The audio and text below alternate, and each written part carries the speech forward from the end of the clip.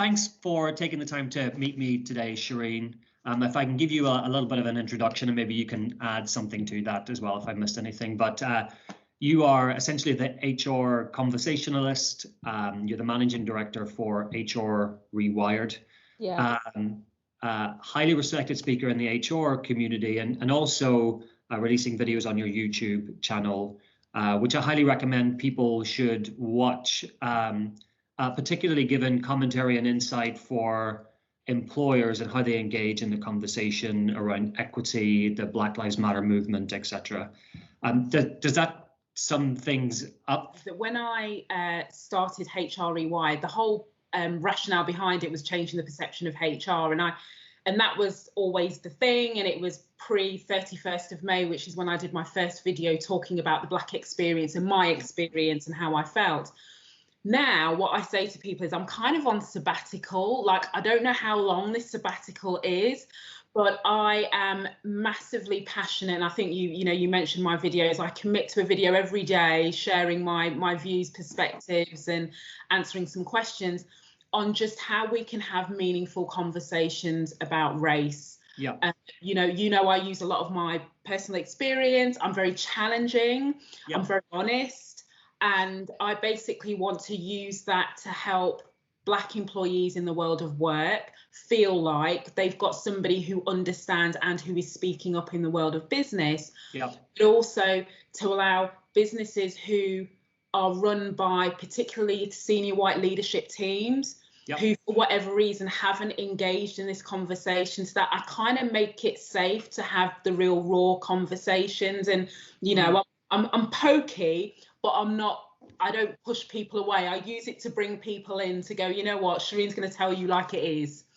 Yeah, and on a personal note, I find those videos incredibly valuable.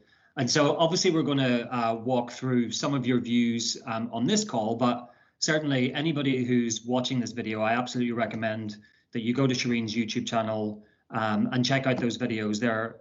If you haven't already started your own education, this is a great place to begin that, I'd say. I think for me, clearly the Black Lives Matter movement and actually the conversation around structural racism, how that kind of operates in daily life at work, I think that's kind of brought into sharper focus, or I hope that's been brought into sharper focus for a lot of business leaders, a lot of employees. Clearly, we witnessed the shocking death of George Floyd live on our TV screens. We saw the incident with Amy Cooper in Central Park. And you personally have suspended your consultancy work so that you can focus on kind of sharing insight and the need for change and how employers kind of think about that. So if we kind of start there, like what advice do you give, or what advice would you give to employers? They're trying to enable dialogue with employees on kind of equity within the workplace. I think the first thing is just on what you touched on, John, which is, I always say to people, you've got to do your work first with this. I always, quite glibly, but I do say ignorance in 2020 is not an excuse, because Google is free. Yes. So you can find anything. And I think what I urge people to do is, because I'm very conscious that the Black Lives Matter movement, particularly here in the UK, yep, has been focused on what we see play out on our television screen. So it's about statues, it's about, the protests going through London. And what I've been saying to people is, irrespective of whether you class yourself as pro the movement or not, understand that the root issue that Black Lives Matter is trying to address is the fact that Black people are not treated equally. Yeah. So this is an equality piece. And I urge everybody to remember this, because I've heard lots of conversations and, people end up going, yeah, but, it's not right what they are doing about the statues. It's not right that this, slavery was years ago. And yep, so the conversation is deflected, if I'm really honest, John, to that. Yep. So it's this sensationalist stuff that you see on the media. So if you do your own reading, and you know what, if you need to ease yourself in gently, Netflix is a gold mine of yep, stuff. Go and watch Central Park 5, go and watch 13th, because that, although it's very American from the experience, I promise you, it starts to make you question some of the assumptions that you've had about how far or not we've come with this race issue. Yep. Because there's still a lot of people in very, very senior leadership positions who genuinely have believed that racism is not a thing in the way that it's being played out. Because I think there's an overtness versus like an intrinsic nature of that. Part of that education is like, well, learn the difference there between like what is obvious for everyone to see versus what is more difficult that actually requires you to focus on in order to see it. Absolutely. And that's where you know, when you talked about structural racism, yeah, and structural racism, when people go, oh my God, because the word race and racism, everyone goes, oh God, but I'm not racist. And so you have to be able to push back against that. And for some people, particularly white people, have used the whole I'm not racist statement to stop the conversation dead. Yeah. And also their minds are, they're not ready to open up and go, let's actually, do you know what, let me hear what you have to say, whoever it is, let me listen with an intent to really hear and understand, versus let me listen to kind of be able to refute and go, that's not me, that's not me, that's not me. Yeah. So the structural racism bit is basically saying that we live in a society that places value on white lives versus black lives as depicted in the media. Yeah. As depicted when you walk into a business and you will see a sea of white faces, but you may only see one or two black individuals. As depicted when businesses do hire one or two senior people, there will only be one or two. Yeah. Because by definition of having that one person, their argument is, well, we've done enough. And it's also a piece around, you know, and everyone forgets this, that because we've wrapped this in diversity and inclusion for a long time. Yes. And you know, I've got very specific points about this. Well, I was going to talk about that specifically, but absolutely, let's move into that, because there's so many companies that go, okay, well, we've got a policy for that, or we have a process in place for that. And yes, without stealing your thunder, it'd be great to get your views, because we, as business leaders, we recognize that term and kind of go, oh, we got this covered. So what's your thought process on that?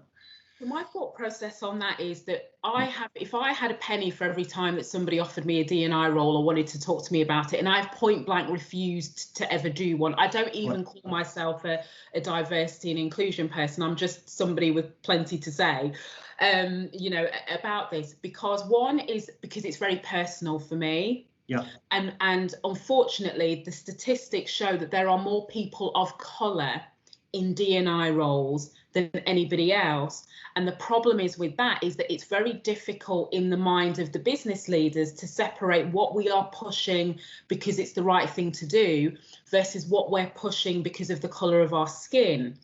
And as the individual, it's very difficult to navigate that because you're very conscious of the colour of your skin.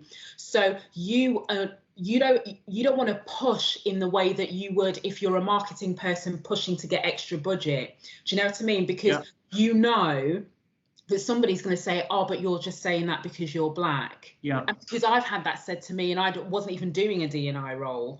So that's one element of it. The other element of it, and it goes back to this point about structural racism, is for black people and minorities to be given fair treatment, in brackets because it's not really worked, but let's imagine it had done.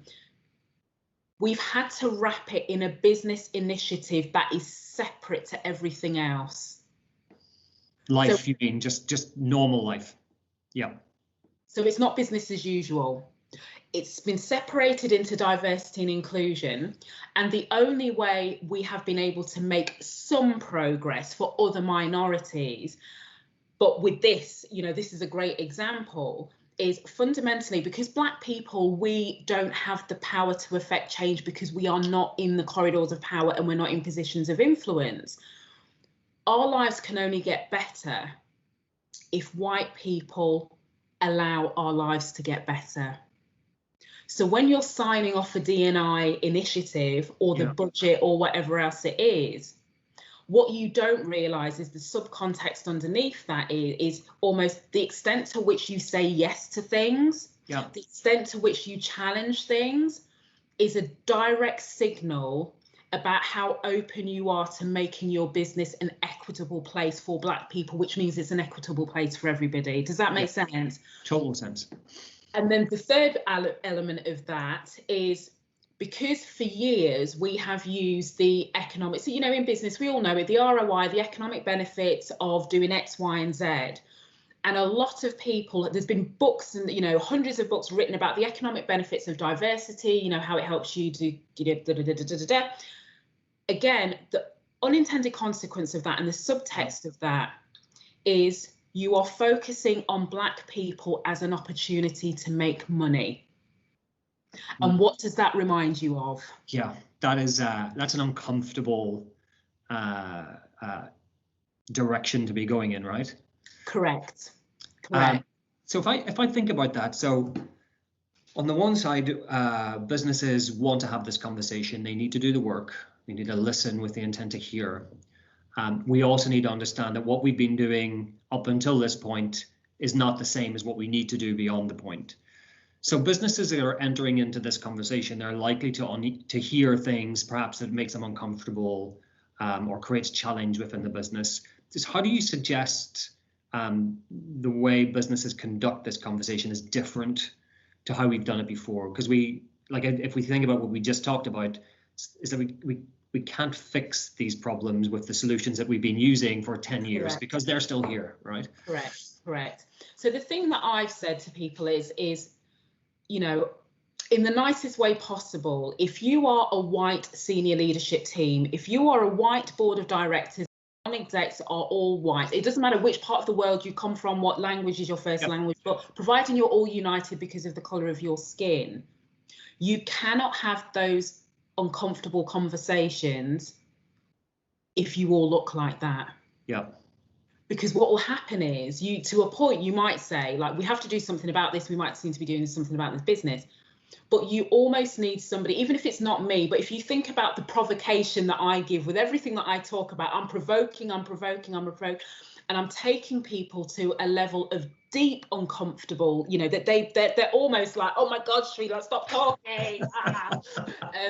To some extent, you need that, which means you need to get somebody in a room who can help you facilitate that conversation. And I use the word facilitate in inverted commas because not in the traditional business sense. So, you know, like when somebody comes with the flip chart and the post-it notes and you're like, right, tell me the words that you think about racism, and, you know, you post the flip chart. It's literally just to say, let's have a conversation. And in that conversation, you know, so what I've done is I say my very pointed pieces around, you know, X, Y, and Z. And then we have this debate. And basically, for me, there's no holds barred. So I will challenge super hard, and I challenge hard because I want to push people to that place of discomfort, and then we have that conversation. So my thing is, if you're not feeling really uncomfortable, you're not having the right level of conversation. So you need to get somebody in a room. It can be your employees. You can hire somebody to come in and be very clear on what you're hiring them to do. You can look at people in your ecosystem, so in your supply chain, if you have that, you know, because somebody's got to have, it takes a certain level of bravery and courage to do what I do. Yeah. And sometimes businesses go, oh, that's fine, I'll go to my listening forum and they're going to tell me, you know, how it is, or I'll go to my 1 or 2 Black employees and they're going to tell me how it is. But what you also have to understand is the power dynamic. So they are still going to be very fearful of what's going to happen once the excitement of this movement has passed on. Me, I couldn't care less, because like I'm singing like a canary every day. So, you know, it doesn't matter. But I'm very conscious that I am not indicative of what's happening in a lot of businesses. So I always say, you know, to people to be really thoughtful and don't put the pressure on the 1 or 2 Black people that you have in your business because it's convenient. Because when you do that, you're not thinking about the pressure on them, because bearing in mind, they have been living every day, they've been dealing with microaggressions, they've been dealing with the fact that they felt like they've had to shed layers of their Black identity. So just because you've woken up and smelt the roses, and just because you've said it's safe for them to talk, by definition of you saying it doesn't make it so. So, you know, you really have to be thoughtful and start the conversation with the right individual or groups of individuals in the room who you know are going to challenge you. Yeah. Because it's no point having like you know, an AA meeting. Do you know what I mean? And it's all a little bit like, because everybody's trying to make everybody else feel better. You know, oh, don't forget that we've done this initiative and that worked, didn't it? You know, and we've got this, and oh, don't forget we've signed off for the diversity and inclusion person. So you can be very quickly fooled into thinking that the actions that you're taking are making a change. And the reality is the actions that you may be taking, and you might have to be honest about this, is just to make sure that your business looks good, but that's not meaningful change.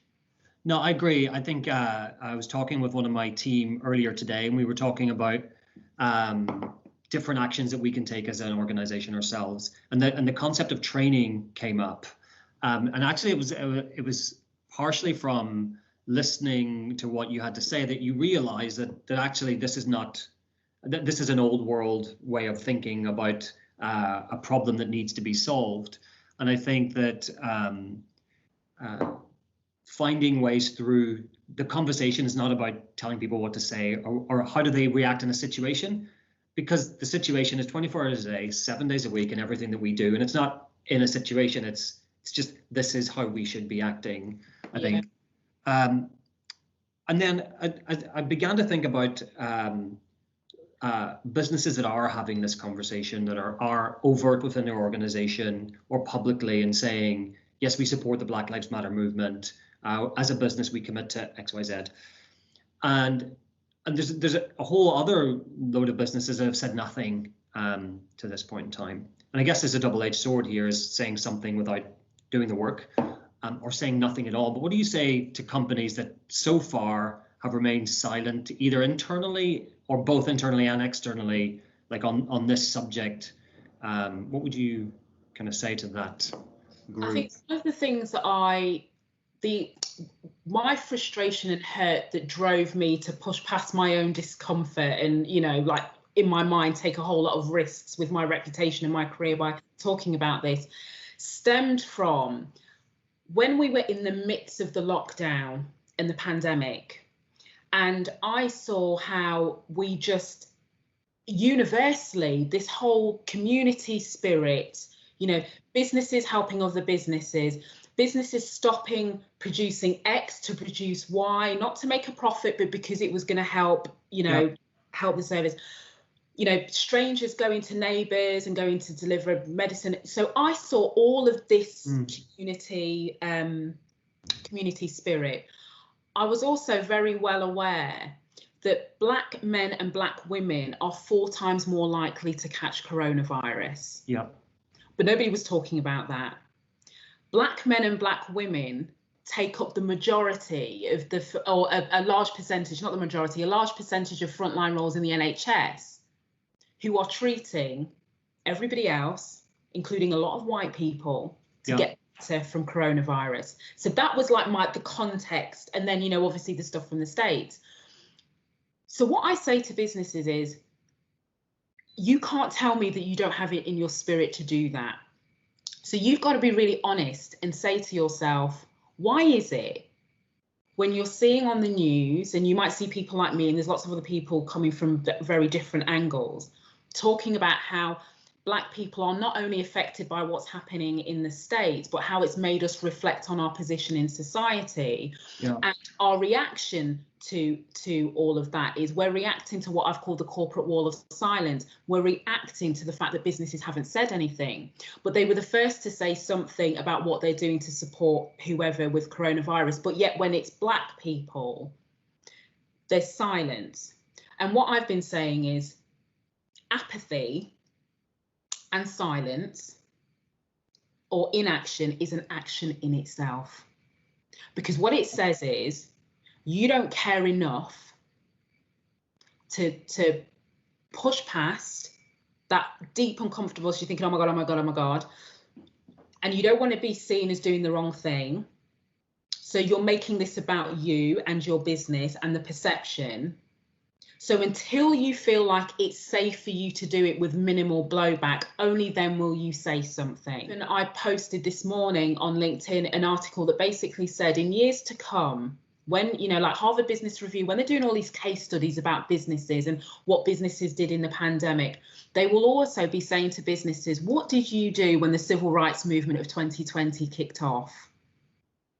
So my thing that I've been saying to people is, which side of history do you want to be on? Yeah. Because if you go back to the 1950s and the 1960s, when you had people like, we all applaud, everybody universally, irrespective of your culture, will applaud Martin Luther King, now Malcolm X, when you start to understand the context of what they were talking about. Yeah.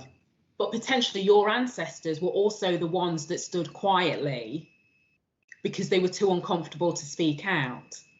And then if you go back and you think about lynching and segregation and slavery, there would also have been white people who saw that, but who felt uncomfortable because everybody else was doing that, so they stayed silent. So when people try and divorce what's happening now to what history has shown us, my argument is, but it's no different. Yeah. Do you know what I mean? And it's exactly the same thing. And it goes back to, when there is injustice in the world and there are things that are fundamentally unfair, do you continue to keep putting your comfort in front of making meaningful change? Yeah, and I think that's it, is sometimes when you have the benefit of looking back and you kind of go, yes, of course that makes sense. But actually the movement only starts when actually it happens in that moment. And I think clearly in the last couple of months, the issues that Black people face have been brought to the fore by what we've seen on TV. And that is inspiring movement within companies. And I guess there is a concern, is, are we knee-jerk to what's happening in the media? How will that be perceived? And actually, how do we start down this road with good intentions and try not to be perceived that way? What would you say to companies who have concerns on that front? I think, you know what, one of the things I think we have to separate out is intent versus impact. Because if we focus on intent, I didn't mean it, you know, I was thinking about other things before I said, you know, before I won't go and do X, Y, and Z, or I don't go and do X, Y, and Z. Yeah. It's a get out of jail card. Because the reality is with this, there's never a good time. You will never always say the right thing. And so you have to be willing to go past that. And again, I keep saying you have to be willing to put your comfort and your position of privilege. And the reason why I say that is because, you know, and I've said this to CEOs pretty much every single day, is that by you not doing anything as a leader, as a business, because you're worried about all the things that you just talked about, John, your life still stays the same, but our life never gets any better. Because remember, we need your support. And as awful as this sounds, because of the way society is structured and the way that businesses are a reflection of society, we need your permission. You know, and I've said this many times, that the equivalent of what I'm doing when I'm speaking out every single day and I'm being honest, like you see my tears, you see me be really annoyed, you see, you know, you see the whole, like, even my partners have been a bit like, at some point, can you not just, you know, and I'm like, no, this is really important. But let's be honest, what I'm doing is begging. I am begging on behalf of the Black community. I am begging on behalf of Black employees, because I have very senior Black people messaging me and saying, you know, I can't tell you how validating it is for me to hear you speak in all the honesty that you're speaking. Yeah. And fundamentally, even though I'm in a position of relative seniority in very, very well-known businesses, very FTSE 100 businesses, they cannot say what I'm saying. Yeah. So when you understand that this, and this is what I talk about, the fear that comes with recognizing for us our position is precarious. You know, in the same way that I shed tears the night before, tears in the morning when I was writing my LinkedIn post to share this video, because I was so worried about my reputation, meaning that because I was talking about this Black stuff, that, you know, people wouldn't want to engage with me. And the reality is, John, people haven't. So if, you know, if people are listening thinking I'm going to tell them the rainbow on the side, yes, there's been loads of positives, don't get me wrong, massive amounts of positives. But I've been attacked by CEOs, chair people, non-exec directors who've sent me threatening messages, who've commented on my posts, who have harassed me on social media, who are within the establishment, as you would like to call it. So what I want to say to people is you have to understand that you can kid yourself into thinking that the media is sensationalizing the issue. You can kid yourself into thinking when you see Hollywood black stars talk about their experiences, or when you see people in publishing or people in STEM or people in retail or hospitality or tech. And the sad thing is we are all sharing the same story in terms of the common themes. Like our individual experiences are going to be very different. And that's the bit for many of us where we're going, even though you're hearing all of this and you still can't push past your discomfort, like you've got to look yourself in the mirror and go, what is that about? Because if the shoe was on the other foot, if white people were as affected in the world and in the world of work and in civil injustice and all of that stuff in the way that we are, we would have pulled out all the stops in this country, and you would have expected every other minority to step up and support in the same way that you expected black people to step up and support, in the same way that you expect black people to be in your frontline operations, but we're not good enough to be in your head office, or we're not good enough to be in your senior leadership team. And even those people that say, but that's not what we mean. And I go, no, but the fact that you've never looked at the composition of your workforce and asked the question, why is that? Tells me that you didn't really want to do anything. So that's why I'm very unapologetic, you know, about the challenge that I give, because that's what we need if we're going to push through that inertia and make meaningful change. And for a lot of senior leaders, it means that they may have to unlearn a lot of things that they were conditioned into thinking all of these years, including that the UK doesn't have a race problem. I think we all universally can I think that's put to bed now. Yes. Do you know what I mean? I think a few weeks ago it might have been different, but even then, you know, understand that you might be sitting next to directors metaphorically in a room who fundamentally think that black people are making mountains out of molehills, or think that fundamentally, you know, there's an sense of entitlement, or that they're worried about losing their position to make way for more black people, and who may resist any attempt that you make or as a business to move things forward. And that is also a question, because there's a lot of businesses that are concerned about that, and they are still putting the comfort of those people who aren't 100% racist, but they're certainly not 50% anti-racist. That's a great way of putting it. As you talk about, and you mentioned this earlier, and it's in one of your videos on YouTube, this corporate wall of silence. And I know you only touched on that as like a phrase, but everything that you've just described this is what happens when you don't talk about it. And so I guess you have been at the forefront of helping people think through this from a business perspective. Certainly, I think you started your daily videos at the end of May, right? Yeah. So I suggest people go on and watch those. Are you still doing one every single day? Every single day, John, I'm turning up. So they are definitely a great watch. But I guess the question I'd have for you is there feels like lots of things happening, or lots of awakenings, or changes being made, statements being made. What is your view? Do you believe that we're moving forward with this issue, or I'd be interested to know what you. Do you know what? On one hand, I genuinely believe, otherwise I would not do videos every day if I thought this wasn't the case. I do believe there is a collective awakening almost. It's a bit, I call it, you know, we've been sitting in our conservatories and the windows have been blown off, and we've suddenly gone, oh my God, is that what the garden looks like? You know, because it's this whole idea of, for years, we've just not, you know, intentionally, unintentionally not seen what life is like, right? Yeah. So I do believe that is a step forward.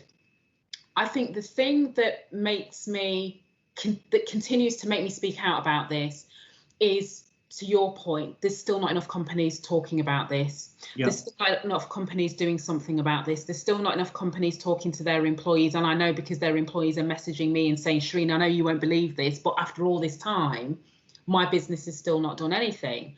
Yeah. You know, or there's still businesses who behind the scenes trying to hire 4 or 5 black people quick, or they're trying to go for the D&I person, but they still haven't thought through what the meaningful change is. Yep. You know, so, and I think to some extent, this is where businesses don't understand their influence. So on one hand, you know what, you're right, damned if you do and damned if you don't, but you want to be able to say you try to do something. And I always say to people, you know, if you're going to do your public statement, do that, you know, and understand that people will probably rip it to shreds, like it is what it is, you know, such is life. But be honest with yourselves and say, are we willing to do the real work, not the surface level stuff, the real work that means you have to commit to 2, 3 years, 4 years, the real work that says it will continue long after your tenure. Yeah. That's when you go, right, so if that's your starting place, put out your statement and be honest. And I also say, listen, don't underestimate the power of honest reflection, being humble, being authentic. Do you know what? There is more value of you doing a video in your house, so in your, you know, in your natural way, maybe stumbling over your words, potentially saying the wrong thing, all of that, because what that shows is that you've pushed past your discomfort because you want your black employees, and you know I focus on them, but you know it could be people in your supply chain or whatever, and you want them to know that you're serious about this. Yeah. It's not, and I always say to people, it's not about having the answers right now, because even me, like if somebody says, oh my God, give me like 20 things, I'll be like, you know, I don't know. That's not it. Yeah. You know, it's about, and the starting point is having those conversations, but don't get lost in the conversations that you don't do anything. You know, and to some extent, treat this a little bit like the energy that you would give if there was a department in your business that needed support. You know, that's where innovation comes from, right? You know, experimenting and throwing away stuff that doesn't work. This is no different, because as you said at the very beginning, we need different ways of approaching this. So, and I always say to people, it's not to say that the stuff we've done is wrong, like you need to throw it out. It just, if you never understood the root cause and the real problem, then you could never apply a solution that fits. Clearly, the responsibility for creating change needs to sit with the people that run their businesses. But what do you say to employees? Perhaps you mentioned employees that their businesses haven't done anything, or maybe they are doing something, they're not quite sure if it's the right thing. Where do employees start, and actually how do they start to create the conversation if that's the way it should? Yes. About it, you know. So one of the things that I've always said is, because I'm still one of these people that's very concerned about coronavirus, so I'm not out protesting in the streets. However, I bring my protest to the boardroom. So that's what I do. And that's what I say to people who are not in positions of power and influence within their business is, don't underestimate the amount of change that you can create just by using your voice and speaking up. So that could be supporting your black colleague because you've seen, now that you understand what microaggressions are, so you understand those things that happen day to day, you know, a white colleague has touched a black woman's hair, or you've overheard a conversation that somebody says, you know, is it true what they say about all black men? Or somebody says, well, you know, it's all very well, like, you know, getting in black people, but we've tried, like, you know, and we can't find any black talent, or, you know, all of this stuff. That's the definition of a microaggression. That's all stuff that happens every single day, chip, chip, chip, chip, chip, that basically seeks to reinforce this narrative that if black people can't make the progress, it's because we're not good enough. Yeah. So if you're witnessing any of that and you feel passionate and you feel galvanized and you're thinking, this is not right, then I say to people, you know what, use your voice. Ask your businesses leaders, like, what's going on with this? If it's gone quiet for a few weeks, go and ask them and say, listen, like, you know, fair enough, like you put the black square up, but like we haven't seen anything else. So, you know, what are you doing? But also you support by doing your own reading, even if your company is not doing a company edict yet, you know, kind of an educational piece, let's understand the context. Go and read, go and listen to podcasts, go and read some books, go and listen to Audible, go on Netflix, Amazon Prime, all of the stuff that we consume information. You do that. But the best thing is we have to get better at speaking up collectively. This is, and as you know, this goes beyond just about Black Lives Matter. This is just in general business life. And I think we've already seen a movement where, particularly from a generational point of view, you know, younger employees are more used to speaking up when things aren't right. But what I think they need is the safety in numbers. So I basically say the more people that are saying the same thing, at some point a business will have to listen, you know. And as awful as it sounds, it's a bit like somebody's going to say, oh my God, Shereen, you're saying we're going to be held to ransom by our employees? And I'm like, well, possibly, you know, because that's, you know, sometimes you need people to keep pushing you to go, you know what, maybe we haven't done enough. And you know, one of the things as leaders is you're there to serve your employees, because that's how you make the impact on the world. If your employees are not happy with your position, if your customers are not happy with your position, if you're ignoring what's going on in society, or you're picking and choosing based on what feels comfortable, that's a leadership problem. It's not a business problem. Yeah, agreed. Is there anything perhaps that is important for leaders and employees alike, or people, that maybe we haven't touched on that would be useful to talk about here too? I think it's just probably one thing that I would say is that, you know, in having these conversations, make sure you have Black people in the room. Wherever you, make sure you have Black people in the room. Don't default and set up like a Black listening forum and that be the only thing, and pretty much you only have Black people in the listening forum, because the reality is, like, as Black people, we don't need to convince each other, right? Yes. The people that we really need to convince are not in the room, right? So you need to bring that together. So if you're going to do things like that, think about bringing in a cross section of people. And even if some people's role is just to listen, not everybody needs to interact. And then the other thing to say is, in the same way that you have to create a psychologically safe environment for your Black employees to be able to speak their truth, and you have to be prepared to the fact that you're going to hear some things that you can't unhear, which means you might have to take some action, or you might have to think differently. You also have to give your white colleagues the permission and say, do you know what, you might mess up.